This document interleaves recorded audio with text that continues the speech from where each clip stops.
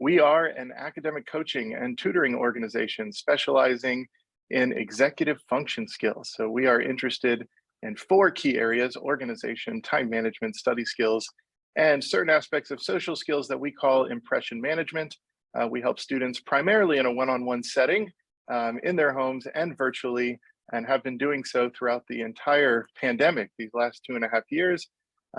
During the pandemic, as many of you know, we know that families were looking for information, and we wanted to create this webinar series to bring in a variety of experts across an array of topics to get you information that you need at a time that you needed it most.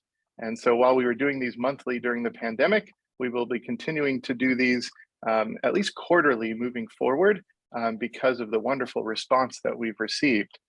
We are so excited that you're here. I am super thrilled to introduce Kelly McDowell. Our topic for today is anything and everything standardized test prep, essentially. We're talking about the SAT and the ACT, some changes that have happened in those exams, what the future may hold for those exams, some best practices around preparing for those exams, and of course, we want to answer questions that you have, any burning questions that you have about those standardized exams, either whether they pertain now or sometime into the future. Thank you so much for joining us. Kelly has over 2 decades of experience working very closely with students as this test has evolved over the years to help them prepare and put their best foot forward to maximize their candidacy for college. Kelly has also seen many of our wonderful students with wonderful, wonderful glowing results. So without further ado, I would like to hand this over to Kelly to share your infinite wisdom about these standardized exams. For those of you who have questions during this presentation, please include those questions in the chat box. As Kelly can, he will incorporate answers to those questions during the presentation. And if not, we will leave some time at the end of the presentation to address some of those questions. So you'll see a little bit more of me a little bit later in the presentation. Kelly, jump right in. Thank you, Evan. Hey guys, I'm Kelly McDowell. Just wanted to share a little bit about me. I grew up in northeastern North Carolina. I'm from southeastern Virginia, northeastern North Carolina. Went to school up in the Northeast, and I've spent the last 30 years or so in Houston. 15 of those years teaching in public and private schools here in Houston. 3 years teaching in Central America, and then I've spent about the last 15, a little bit more than 15, working doing standardized test prep and doing academic prep as well, but bread and butter has been standardized test prep. Grateful for the opportunity to be here. I have worked with lots and lots of students and families, maybe like you, families who have teenagers who are about to go through this process, and it can be intimidating, and maybe especially for the first one coming down the pipe.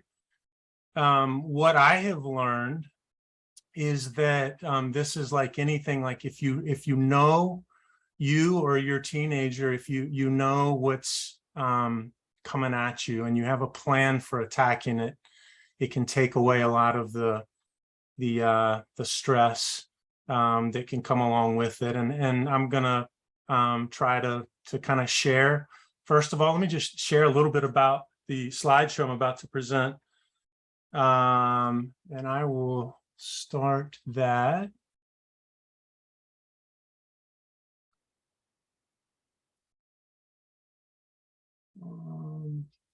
Give me just a sec.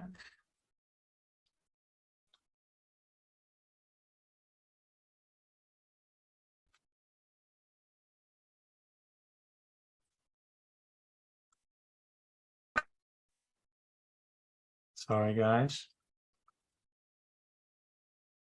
So just so you know, because many of you maybe are people that really like to take copious notes, and of course you're welcome to take copious notes, but just the kind of the format of this presentation, this PowerPoint, is I'm going to give details about the SAT, and then I'm going to give details about the ACT, describe them both in earnest.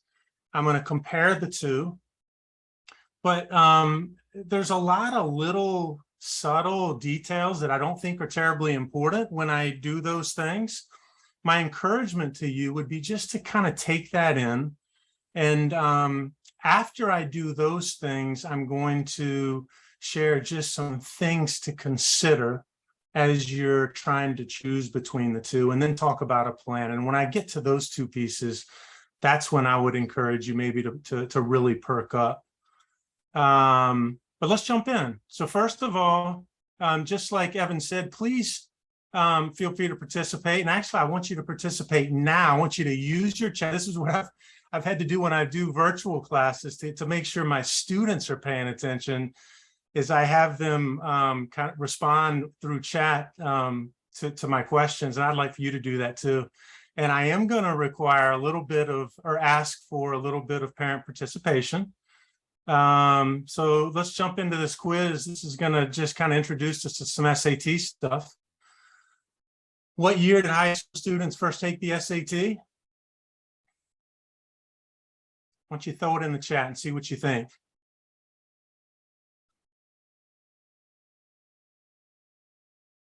The answer to that is C, 1926. What was the original grading scale for the SAT? A is the percentage between 0 and 100%. B, categories: excellent, good, doubtful, poor, very poor.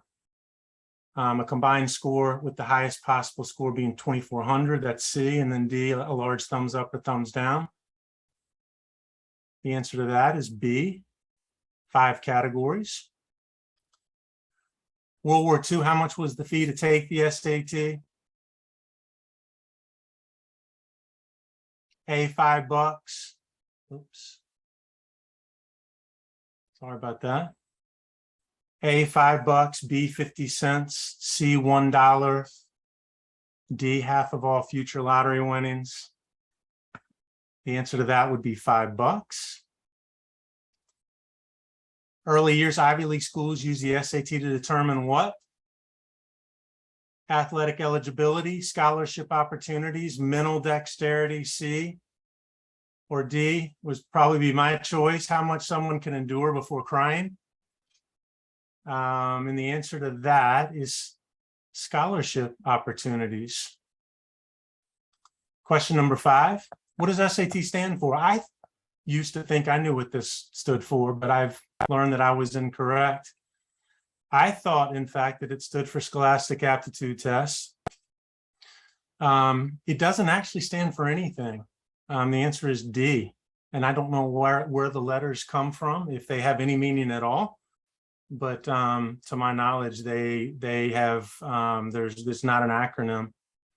All right, let's jump in. And I just wanted to show you some things that I think are just kind of interesting about the SAT and the ACT. The ACT was actually created after the SAT. And I want to say it was in the 50s, maybe. And for a long time, the ACT was given just in the kind of the Midwest and maybe in the South, some in the South. The SAT was given on the coast. More and more, they blended. And this is actually pretty recent. This is 2020. As you can see, it's the trend is still, I think, pretty consistent with what it's long been, which is that the SAT you see more on the coast, ACT you see in the Midwest more, maybe some in the West. But every college that accepts the SAT or the ACT now accepts both. There aren't any colleges that accept just one or the other. So when your teenager is trying to figure out the best test fit for them, they can choose between the two, whether it's consistent with this pattern, this geographical pattern or not. All right, these are some kind of high-powered schools. If you're interested in knowing what this is their median SAT and ACT scores are. These are really good schools, and they're all really hard to get into. I went to Princeton many, many years ago, and I wonder if I'd be able to get, honestly, if I'd be able to get in now as competitive as that landscape is. But another thing that I would share with all of you, one thing that I've learned as I've worked with many families over the years, is that one of the blessings of being in this country is that there are many, many good colleges in the country, in addition to those that kind of everybody talks about. And I think these are some of the schools that everybody talks about. But I mean, there are literally thousands of colleges and universities in this country, and there are a lot of really, really good ones. And so it's important for you to remember that, to remind your kids about that, so that they understand that they have options. All right, let's keep going. There are all kinds of charts. If you just Google SAT versus ACT or SAT ACT conversion chart, you can pull these up really quickly. But here is one chart. For example, a 30 on the ACT is the same thing as about a 1450. That sounds right. A 25 on the ACT is about the same as a 1250, etc.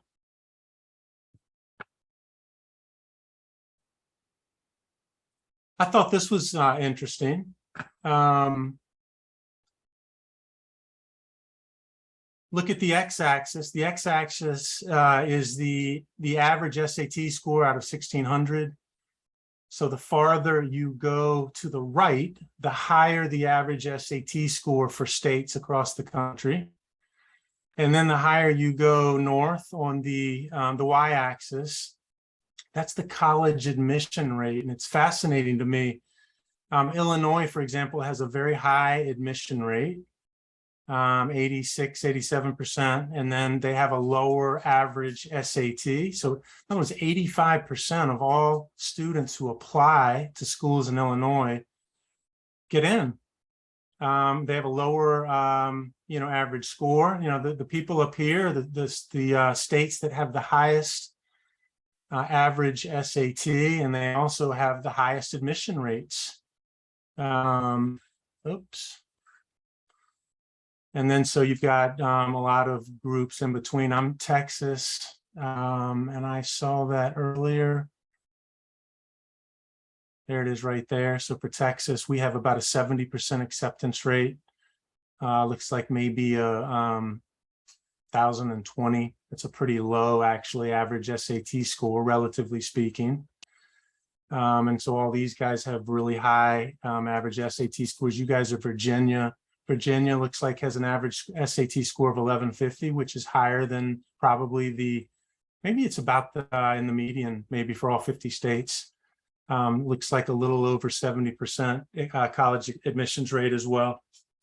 So I just thought that kind of relationship, to see that relationship is interesting. All right, let's look at the SAT, you guys. Now remember, just kind of take it in, and toward the end, I'm going to set everything up so that you can see all of the different pieces compared.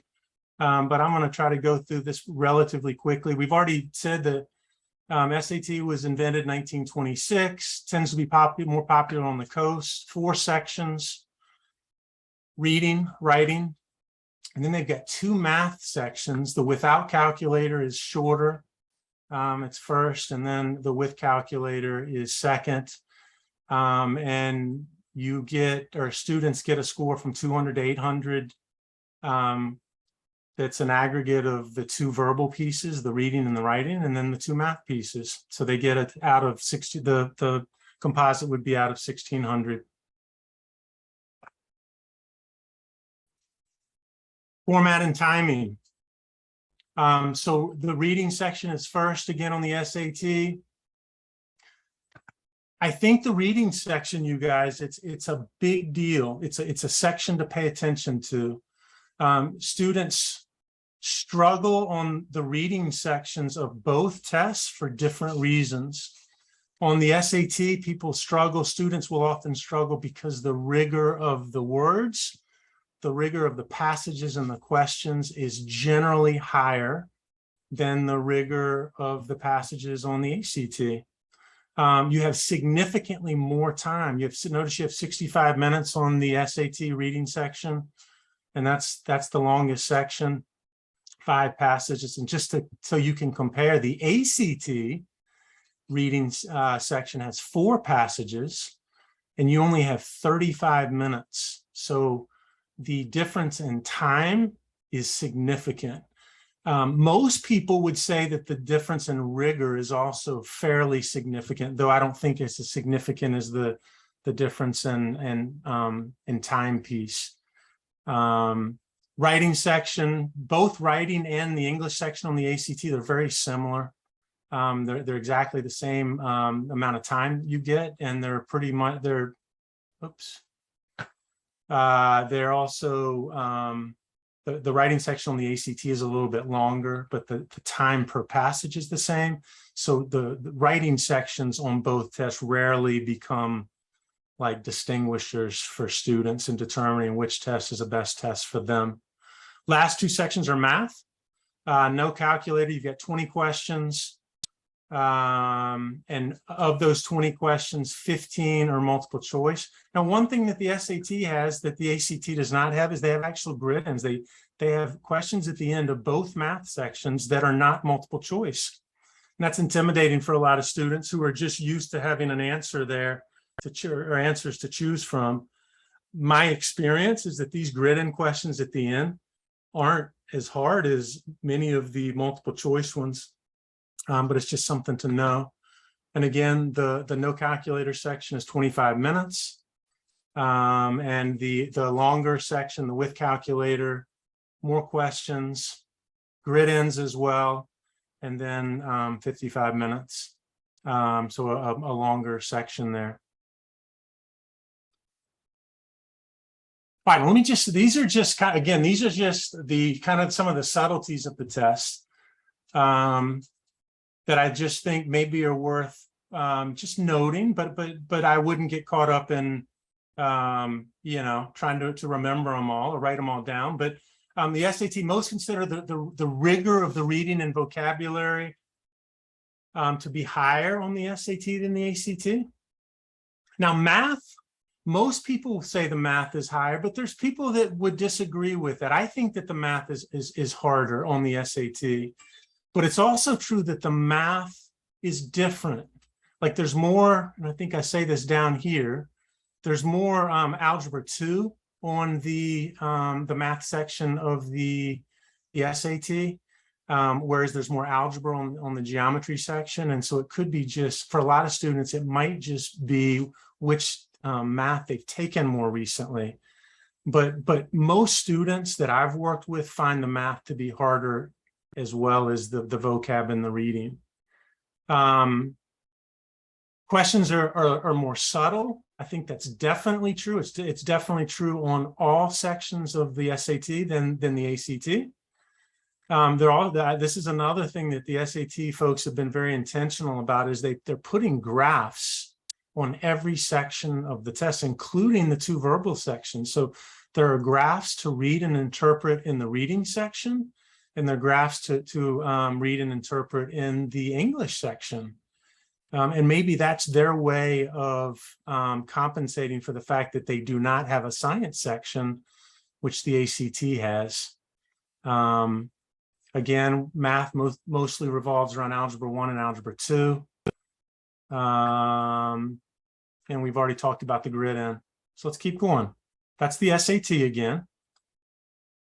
How is it scored? We've already talked about that. 200 to 800 for both the verbal section. For both verbal sections, it's 200 to 800. For both math sections, it's 200 to 800, with 800 being a perfect score, and a perfect composite score is 1600. Guys, and that's it. Now let me see if I can share screen appropriately. I want to show you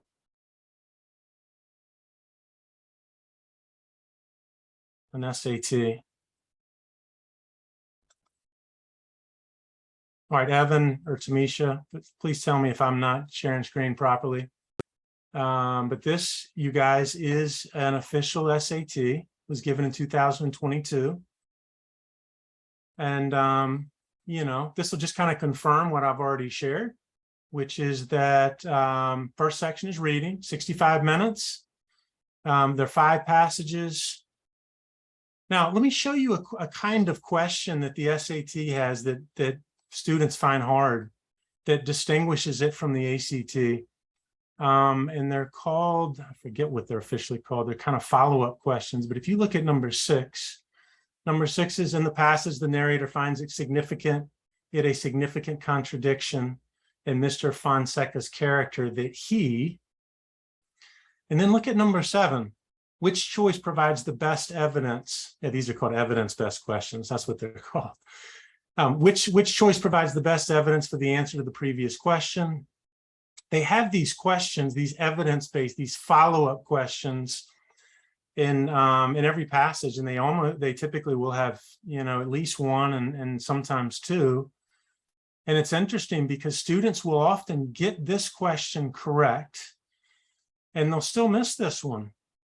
And so to get it right, they have to go through each one of these cited lines, and students struggle with them. And just like I said, generally, there's just more inference and there's more subtlety on the SAT passages. And most students find just reading it themselves or itself is just more challenging because of the rigor of the words and the rigor of the writing in general. Now here, remember we said that there are graphs in every single section. Here you see an example of that. This is for this particular graph, I believe goes with, it goes with this particular passage here. All right, so anyway, that's reading. There are 5 passages, 65 minutes. Most students, and you're going to hear this more and more, that there's a pick your poison with the SAT versus the ACT. Most students feel that the reading is harder, but you also have 65 minutes. It's rare it happens, but it's rare that students run out of time, at least in my experience on the SAT reading section. But on the ACT reading section, you have 4 passages, 35 minutes. And in the ACT reading, it's more direct and easier for most people, but you have to move more quickly. So that's the pick your poison with the reading sections. All right, the second section is called writing and language, and the ACT has one that's identical in the way that they format it. They're little passages. Each passage has, I think for the SAT, 11 questions. Each passage is a story or a passage. It doesn't have to be a story. It can be fiction or nonfiction, and they underline pieces, and the student has to decide which of the first of all, if the way that it currently is correct, or if there's a better alternative. And you guys, there are 2 kinds of questions on the English section for both the SAT and the ACT. There are grammar questions, which are what you think they'd be: punctuation, subject-verb agreement, pronoun antecedent agreement, and then what they call rhetorical skill questions, which have nothing to do with punctuation or grammar, but have everything to do with just the correct wording. What's the best way to say something or to word something? And so, for example, this question right here would be rhetorical skill, because it isn't about grammar. Every one of these sentences, I believe, is grammatically correct. So it's not about grammar. It's about and so because of these rhetorical skill questions, you guys, it's really important that students be good readers on this. Every now and then I have students who don't read it. They go to the underlined pieces, and that will not fly. You won't get a good score doing that, because of the rhetorical skill questions are kind of reading comp questions and grammar questions combined. All right, so that's the writing section. It's 4 passages, 44 questions total. And again, the ACT writing section is identical to this. It's longer, but the passages, the format is exactly the same. All right, then you got the third section is no calculator. Notice it's the shorter one, 20 questions. Look, the calculations, this isn't about calculations. You know, I tell my students, if you're doing a lot of calculations in this section, then you're probably not doing something correct. This isn't about being able to calculate, you know, big numbers or lots of numbers. It's about understanding concepts abstractly. And so for some students, that's a good thing. Other students, you know, might struggle on that. They typically start off easy and they get harder as they go. Many of the SAT questions revolve around graphs, and many of the SAT questions are a bit, you know, verbose. ACT questions can be that way too, but it seems like SAT may be a little bit more. Now, remember, with both math sections, you've got the multiple choice questions, and then towards the end, they have these grid-in questions, which is super intimidating for a lot of students until most of them, they need to see that, okay, I don't have an answer choice here, but I can still do this. I've got this. That's the no calculator section. You guys, the last section is calculator. One other thing that I forgot to mention is that there are formulas at the beginning of both the calculator and the no calculator question. And every now and then you need them. It's just interesting because the SAT, you don't really need the formulas, but they provide them. And the ACT, they don't provide them, but you need them more. So that is what it is. But section 4 is with calculator. So it's testing a lot of the same concepts, but they're typically more kind of math involved. Again, they start off easy, they get harder as they go. Lots of algebra 1, some algebra 2, some trig, some geometry. Most people would say that the SAT math covers fewer topics, but at a greater depth. And most people would say that the ACT math section covers more topics, but at a more surface level.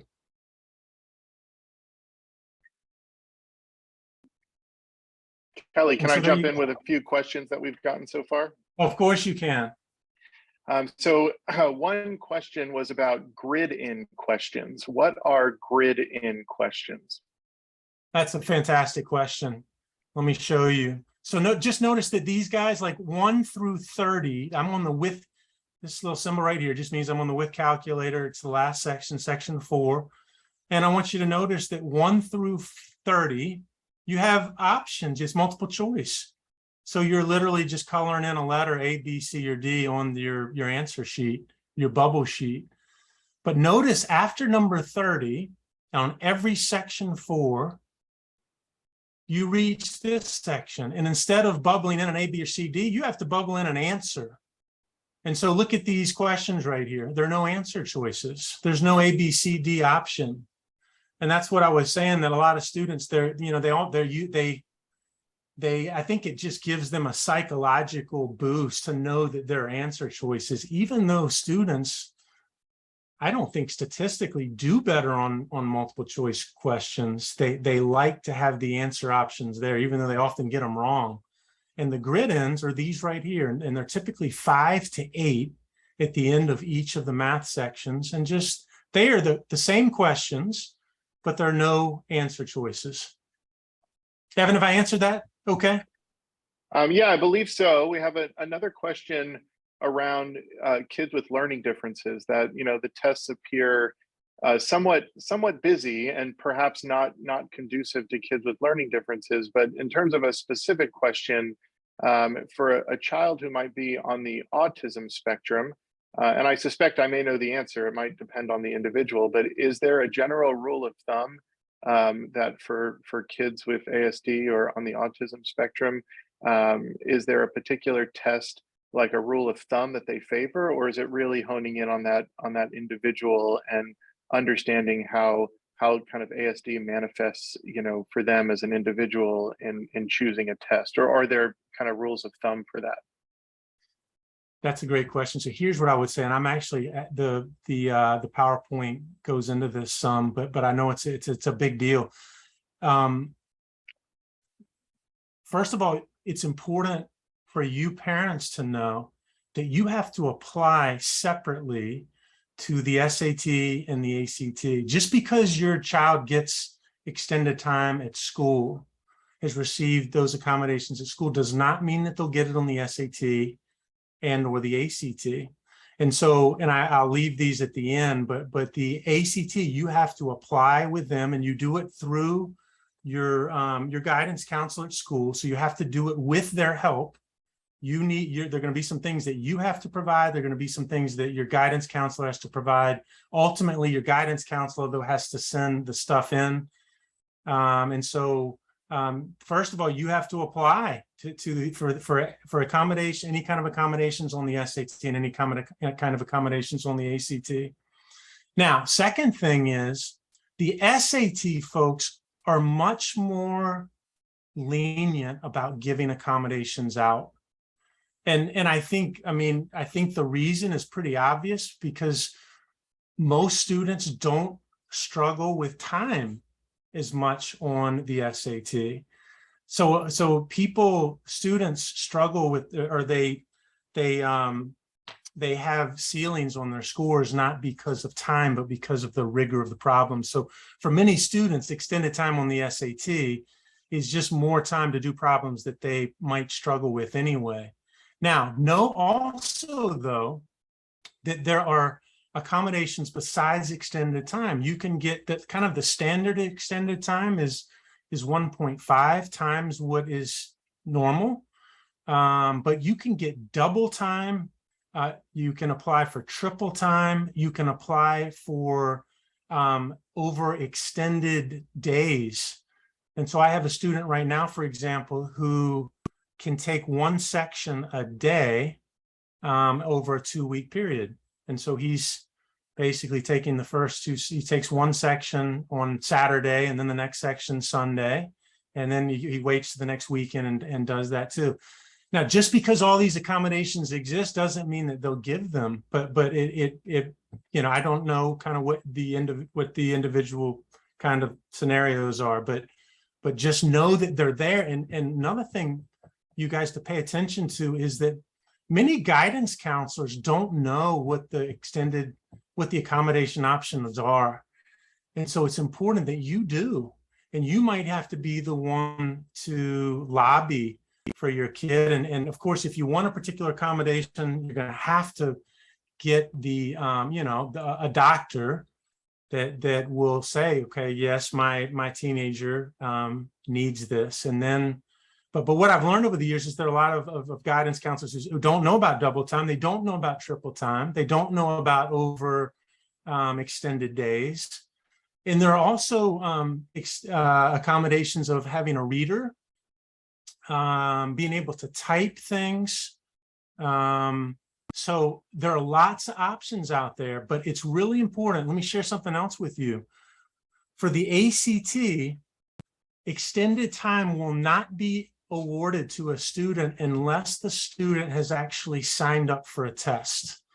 So when I start meeting with a family, whether it's junior year or even sophomore year, the first thing I have them do is to sign up for a test. Because even if you have turned in all the paperwork necessary, they won't tell you whether or not you have received it or not unless you've actually signed up for a test. And of course, I encourage students actually to go ahead and take it, even as sophomores, because I just think the experience of it is very impactful and meaningful. And I also think that most students do better once they have a score by their name. But if you want to just cancel it after you know what the accommodations are and whether they get it or not, you can. And if you're denied, you can appeal. There are lots of different processes, but it's important to know that it is a process, that it's going to take some time, maybe for you to get some things together, for your guidance counselor to get things together. The other thing that I was going to say, so to apply for extended time on the ACT, you have to go to act.org. You have to apply specifically with them. And then you have to do it with the SAT, it's ETS. I think it's ets.org. I could be, I'll have to check on that. I got it. I have it at the end though. But they will award accommodations for the SAT. Now, one last thing that I think is really important, because I haven't really answered your question, Evan. I want to answer that. Over the last 16 years that I have worked with students on the SAT and the ACT, when a student is able to get extended time on the SAT and the ACT, when they're able to get extended time on both, and listen, it's not guaranteed. Just because you get it on the SAT doesn't mean that you're going to get it on the ACT. The ACT folks, I said that the SAT is pretty lenient about giving accommodations. The ACT is the opposite. They're very stingy about giving it. And I know why they're stingy about giving it, because the extended time accommodation, even if it's just the normal 1.5, is a much more significant advantage to the vast majority of students than extended time on the SAT. And that's because when we talk about the pick your poison thing, the SAT, the rigor is what the poison is of the SAT, not the time. Most students, there are exceptions to this, but most students are able to finish the SAT, whereas the ACT, just about every student, again, there are exceptions to this, but just about every student believes that the ACT is easier across the board in every section. But they plateau because they bump up against the ceiling of time. They just simply cannot get through the material fast enough or quickly enough. So if a student is given extended time on the ACT, it's a really big advantage. Like generally the score increase that I see from students that receive extended time on the ACT,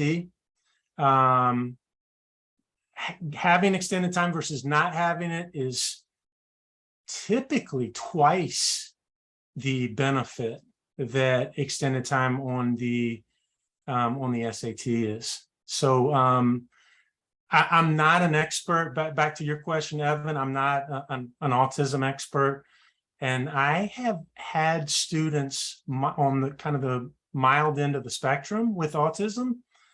And the students that I've worked with would fit with kind of what I'm sharing right now, which is if that student can get extended time on the ACT, I just think that the questions are easier. And if you have time to do them, in all the years that I've worked with students on the SAT and ACT, I've had one student that received extended time on both and still chose to do the SAT and found that they could score better on the SAT.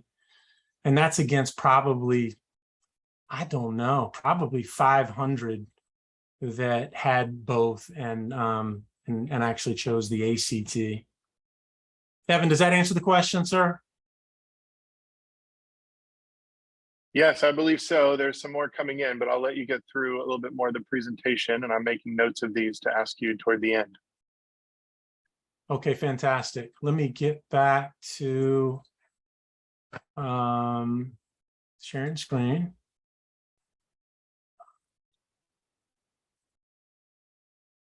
All right, let's talk ACT. And I've already kind of, it's leaked into ACT, but that's okay. Created in 1959, tends to be more popular in the regions we talked about, South and Midwest. We've talked about well, actually we haven't. The 4 sections on the ACT are reading and English. They're in different order, but oops, sorry about that. The reading and English are both, they're the equivalent of the reading and the English. They call it writing actually on the SAT, but the formats are very similar. Notice there's only one math section on the ACT. It is all with calculator, and it's the longest section of the test. It's 60 minutes. We'll talk about that in greater detail later. Now, the one section that can be intimidating for a lot of students with the ACT is there's a science section. And just know that this science section isn't about knowing science per se. In fact, I don't think it should be called science. It should be called reading charts and graphs. So it's not about knowing science. Science has always been an Achilles for me, even in school. But I'm good at this section, even though I'm not particularly strong in science, because I'm good at reading. I'm good at reading, and I'm good at reading charts and graphs. And I've actually gotten better because I practiced a lot over the years. And is what I tell, students who might be intimidated by sciencey things as well. The range of scores on the ACT, 1 to 36. So each section of the 4 sections, each section is given a score from 1 to 36. You average those 4 sections, and that will give you your composite score of a 1 to 36. All right, let's look at the format and timing. English, this is the order. We've already talked about the order. The English section, not the reading. This English section is the equivalent of the writing section. And this section, for most students, is the easiest section. Most students don't struggle with the timing at all on that. It's pretty straightforward. Math is the second section. It's the longest section, 60 problems. Starts off easy, gets harder as it goes. Now, there's a lot. Probably the biggest difference in the math sections, well, maybe 2. One is that they cover more kind of random concepts at a surface level than the SAT does. And then secondly, the math section on the ACT has quite a bit more geometry, which might be something to think about when you talk to your teenager about, which math they're more comfortable with. Now, one thing to be careful about, though, is a lot of students will struggle on the ACT math at first because they simply haven't seen geometry in a while. And that doesn't mean that if they're, it's reviewed with them, that they can't catch up pretty quickly and still do better on that. Some students, will struggle on the timing a little bit on that section, the math section. Now, these last 2 sections, oops.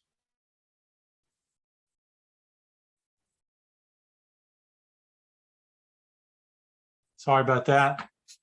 These last 2 sections, you guys, these are the separators for most people. Again, most people, like when a family comes to me and they're trying to figure out which test they want to start on, and if they don't really have strong feelings about one or the other, I always have them start on the ACT, because the ACT is easier, and students typically will see greater score increases more quickly.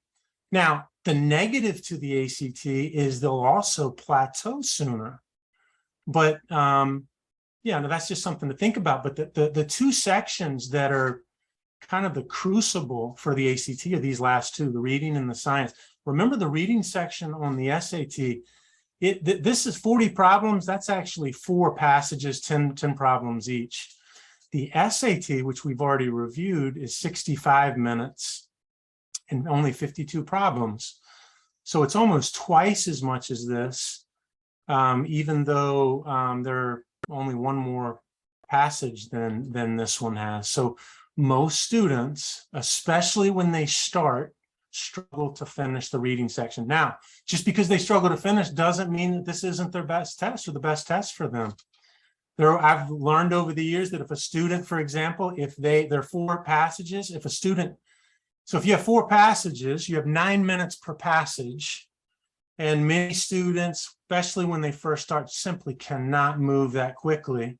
And so what I do is I slow them down and I say, we're not doing 4 passages, we're doing 3 passages.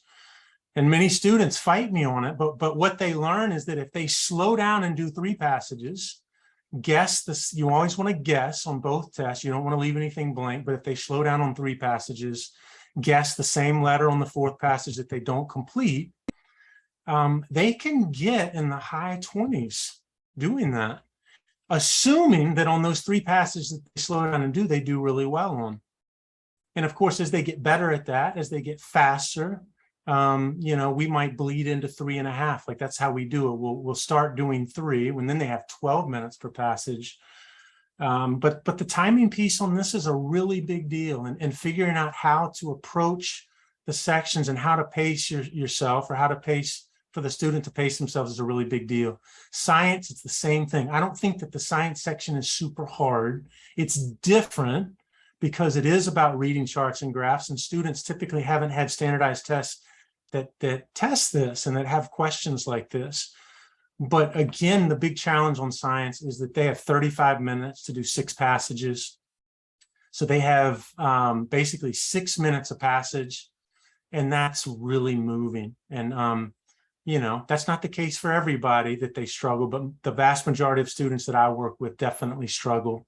Well, let's look at the content real quick. I've already, I think, mentioned a lot of this. Most students think the ACT is easier, but speed, the ability to read and think more quickly, is at a greater premium on the ACT. Reading passages are longer, but typically more straightforward on the ACT. Writing's about the same as the SAT, so let's not spend a lot of time there. The math is often a bit more formulaic. And so those formulas that the SAT gives at the beginning of their section, they're actually helpful for the ACT, but the ACT does not give them. So there's more memorizing to do on the math section, typically at least. There's a wider range of concepts tested in the math. We've already said the science section isn't really about knowing science. Everything is in the context of a science like chemistry or biology, but it's more the answers are there and you have to find them or make interpretations with them there. This is how it's scored. We've already talked about this, 1 to 36. Composite is 1 to 36. All right, let's compare. We've kind of compared already, but this will just kind of so you can see it visually. I'm a visual learner. By section 1 on SAT is reading. Section 3 on the ACT is reading. Reading on the ACT is more straightforward, but you have to move more quickly. Reading on the SAT, you have a lot of time, but it's harder. The rigor is harder. The writing in the English, they're about the same. I think the writing in the English on the SAT is a little harder, but not a lot harder. And then you've got the last 2 sections of the SAT, math, no calculator, math with calculator. The last 2 sections on the ACT are reading. I'm sorry. Yeah, well, they're reading and science. Yeah, so kind of the math science are the 2 to pair with the 2 maths here.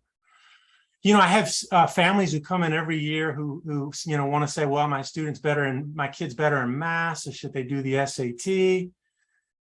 Maybe, because my experience is that there are a lot of students who lean kind of, you know, most students tend to lean like math and science versus verbal. Not everybody, but most seem to. And then it feels like to me that many math science folks like the ACT better and do better on it, but it's not always the case. It's not that clear cut. And I'm going to share what to do about that. So hold your horses on that. We're going to talk about kind of what do we do with all this information? This right here is the timing, the number of questions. So look, this is where you can see really clearly. You've got 5 passages in reading on the SAT, 65 minutes. Look at the reading here. You have 4 passages, you have 35 minutes. And again, you guys, something I mean, you can take all this with a grain of salt if your kid is likely to get extended time accommodations, but people who don't get them, like this is a really big deal. Let's see, math, the 2 math sections here. You compare to this 1 math section, 60 questions, 60 minutes. SAT, look, if you just want to know the total, I mean, this is another way to think about it. Look at this bottom part. SAT, this is again without accommodations. SAT, you have on average 60 to 90 seconds per question of 154 questions. On the ACT, you have 35 to 60 seconds per question out of when you're talking about 215 questions. Both of the totals about the same. Many students, you know, when they do the ACT, they're just exhausted. And especially when they first start, they're like, I don't want to prep for this because I am just stressed all the time. And then we have to talk about, well, what if you being stressed all the time gives you a better score? And then they have to make some hard decisions. But especially at the beginning and maybe kind of throughout, one of the pick your poisons thing is, you know, would I rather be a little more relaxed and have plenty of time to go through harder questions, or would I rather do easier questions but be kind of stressed and feel kind of anxious? I have to push myself kind of the whole time. All right, Evan, this will be a good time. Are there any other questions that might be that we can talk about? Yeah, so while I ask you some questions, if you could pull up the slide again about how the ACT is scored. Somebody wanted to see that one more time. And then with regard to some questions, and we've got about 5 minutes here, so I want to keep the questions quick and the answers quick and be respectful of everybody's time. In terms of penalties for guessing, can you talk about that just very quickly for both exams? There are none. Got it. So no penalties for guessing on the SAT or the ACT. So if coming up on against the clock on either test, is there a quick strategy, like, statistically speaking, selecting all C for the remaining answers is best, or is it just pick one and do it? Yeah, what's important is to pick one. There's no magical letter, but pick one. When students start making designs, doing weird stuff, they'll, my experience is that they'll do worse than even just whatever the probability would be, 25%, with most of these questions. So just pick a letter and answer that one all the way down. Got it. Next is PSAT. Is there anything noteworthy with regard to folks looking at a PSAT, or is it laid out very similarly to the SAT? It's not laid out similar, it's laid out exactly like the SAT. It's a little shorter and it's a little easier, but the format of the test, the sections of the test, the kinds of questions generally are very similar. You guys, I just would not encourage you. This is what I share with all my families. It's the PSAT, like, it's not the end all be all when you talk about like admissions for college. I encourage families or students to invest some time in the PSAT if they may be in national merit territory. If they're really strong test takers, it might be worth it to invest time there. But because you can get significant scholarship money and it looks good on the resume, but it's not, if you do horribly on the PSAT, like, it just doesn't matter with colleges. And in fact, there are a lot of the elite schools don't even look at the PSAT. They don't really care about national merit either. Like, they just want to see the SAT or the ACT. So, but to answer your question, Evan, they're very similar. And then, is a perfect score easier to obtain in a given section on one test versus the other? That's a good question. You know what? It feels like to me that I've had more students get perfect scores on the ACT than the SAT in sections, but I've also probably worked with more ACT students in general than SAT. I don't know, what that says. Okay.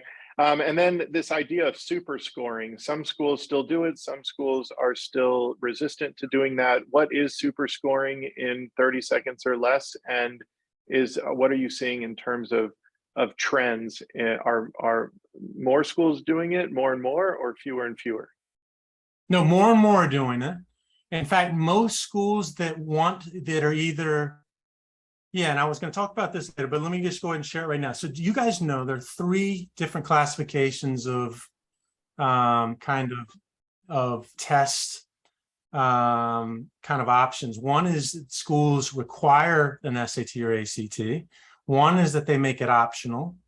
And then one is that they call them test blind. Like, all schools in California are test blind.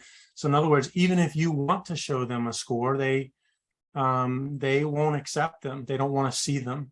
Most schools are at least test optional, and there are many schools that are still test required. And to find those out, there are lists out there. If you Google, and if there's schools that you're interested in, you just have to Google them to find out where that is. But honestly, now there are kind of more options than there ever have been before, and there are more schools that are test optional than ever before. Now, be careful though, because just because a school is test optional doesn't mean that it isn't in your child's best interest to turn in a score. Schools will say that they won't count, a student not turning in a score against them, but I don't buy it. And I don't think I just read an article that said that did track one particular school. Oops. So you would recommend that kids take, even if they're trying to seek admission into a test optional school, if they're a strong test taker, to take it, and if they get their results and they do well, to absolutely submit that. Is that correct? If they have a good score to show, they should absolutely take it. That's a big deal. They absolutely, at test optional schools, they are going to be at a big advantage. Now, back to your question though, Evan, most colleges super score the SAT. Fewer colleges, and I don't see that changing. Like, if anything, it's just increasing. Fewer colleges super score the ACT for whatever reason, but more and more are starting to super score the ACT. And you guys, super score just means that if you take the test, let's say you take an SAT 3 times, super score means that schools will only look at your highest section score from any of those tests that you've taken.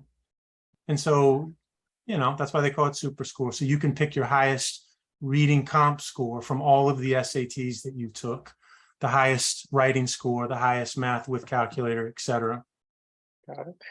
All right. And then real quick, because we're bumping up on the end of our time, for families who still have the gift of time, they have a student who is a freshman or sophomore, and they just want to kind of be ahead of the game, so to speak. They want to do what they can as a family to start, encouraging a good score, even if it's a couple years, a year or two down the road.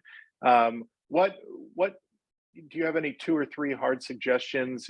Putting up some vocabulary words, around the room or around the house on a weekly basis and swapping those out, or what are some things that families with the gift of time can do to help encourage a good standardized test score? Well, let's see here. Let me just share this very end, because this is where Evan, can I just talk about kind of the plan? Because that's what I think you're saying. Let me just share these guys really quickly. So you're where you are, whether you're got a rising junior or rising freshman. Determine whether your target schools are test required, test optional, or test blind, or some combination thereof. So obviously, if your schools aren't going to require or won't even accept test scores, that's a reason not to worry about this at all. I think it's probably unwise, especially as a younger student, to just ditch the test, because you might learn later that their colleges that you're really interested in that might require the tests. But that's one thing to think about. If you choose to prep for the SAT or ACT, this is a big deal right here, you guys. Kids want shortcuts. Parents want shortcuts for determining which test is best.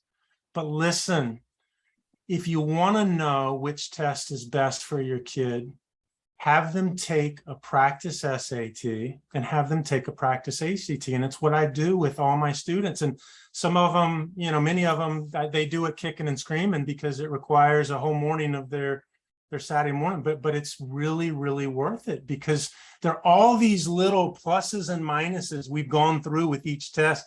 But these tests are weird, and students with different personalities respond differently to the format, to the questions. And sometimes you just can't know where they're going to land until they actually do it. So I encourage students to take a practice SAT, take a practice ACT, and that'll give you a better feel for kind of where they are. And then talking about prep options. I mean, more and more, listen, honestly, it used to be 10 years ago that students generally started prepping for this at the beginning to middle of their junior year, but more and more students are starting early, just because they know the junior year is really rigorous academically, and they know that the landscape is super competitive. Or they want to go to a really good school. There are lots of reasons why students might start earlier. And what I tell parents is that doing more prep is not always better. But if a student is motivated And this won't in any way hurt other areas of their kind of a resume, like their academics, for example. Then earlier can absolutely be better. The options are, you can do one, just there are all kinds of materials out there, and actually the next page is going to show you some places to go to if you just want to do stuff on your own. And if you just Google literally good websites for practicing the SAT and the ACT independently. There are all kinds of prep programs out there. I don't think there are any necessarily that are stronger than the others. Generally speaking, if you choose this route, I think what's important is just simply getting in front of problems and practicing the problems, practicing the concepts. You can do a class, and which has the benefit of now you've got a little bit more structure to what you're covering or what's being covered, or you can find a good tutor to work with one-to-one. Now, as you go down on these options, I would suggest that that they're going to get more expensive, obviously, and B, that the benefit is that you're getting teaching for your child that's more directed more to their strengths and their weaknesses. And I think that there's a lot of power to that. And of course, you have the option of doing some combination of the three. Guys, these are some good resources. ETS.org, that's for the SAT. ACT is ACT.org. Khan Academy is now connected to the SAT. Lots of videos, lots of programs that you can do in Khan Academy. These two right here, Crack SAT and Crack ACT, you can Google those and download copies of real tests, and make sure that when your teenager is taking tests, that they're taking official tests, meaning that they're taking tests that were actually given by the SAT and the ACT, because the SAT and the ACT folks, they sell their old tests. What you don't want to do is sign up with like a lot of prep companies will create their own tests, and you definitely do not. I worked for a company for 15 years, and I thought our tests were good, but they're just not the same as the official ones. Now, one other thing I wanted to show you guys, this, if you hit this link right here, if you're just interested in knowing, a lot of the things that I shared today, this collegetorchcampus.com is a course. It's actually I think it's about 45 minutes of just short videos on, most of it is on the differences between test optional, test required, test blind, SAT versus ACT. I think it costs like $28 to do the video, but it's done by an educational consultant who's been in this industry for a long time. And I think he does a good job of explaining not only those things, but just for those of you who have younger kids, like who are in the 9th and 10th grade, he talks about what classes to take, kind of how to just start gearing up for the process of going through admissions with different colleges all over the country. All right, Kelly, I think we bumped up against our time here. Please note this important contact information here. We are on Instagram at Illuminos_coaching. And we're also on Facebook. If you look up Illuminos on Facebook, we have some wonderful blogs on our website, illuminos.co. And Kelly, thank you so much for sharing your wisdom. I know there's a few questions we didn't get to. Some of them are within the slides, so we will provide a copy of this recording to everybody who attended and make it available to others who couldn't attend. Certainly, we've learned some really wonderful information about the difference between the SAT and the ACT, and certainly appreciate your wisdom. I learned some things as well. So thank you so much for that. I know these tests are evolving, and schools' attitudes about these tests are certainly evolving as well. So thank you so much for sharing this wisdom with us. Of course, if you are looking to go the direction of one-on-one test prep to really target specific weaknesses, quite a bit can be done privately, and we certainly offer those services. So feel free to reach out. Our availability does get pretty slim at certain times a year. So the plan ahead is my is my suggestion, and we will do our best to accommodate. But thank you very much, Kelly. One last note is we do offer a mind print assessment, which does help based on how kids' brains work. It's an assessment they can take on in an hour from home.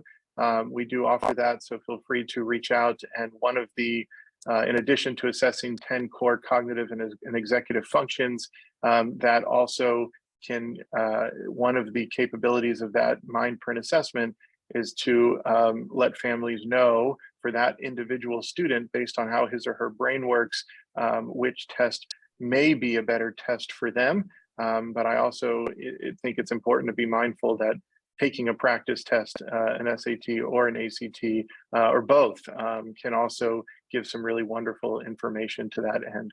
But thank you very much, Kelly, for sharing this wisdom. Thank you for everyone who attended here, gotten some wonderful comments. A lot to kind of just host and panelists, so not everybody can see it, but we've gotten some wonderful comments and feedback already about this information. So thank you very much, and have a wonderful day, everybody.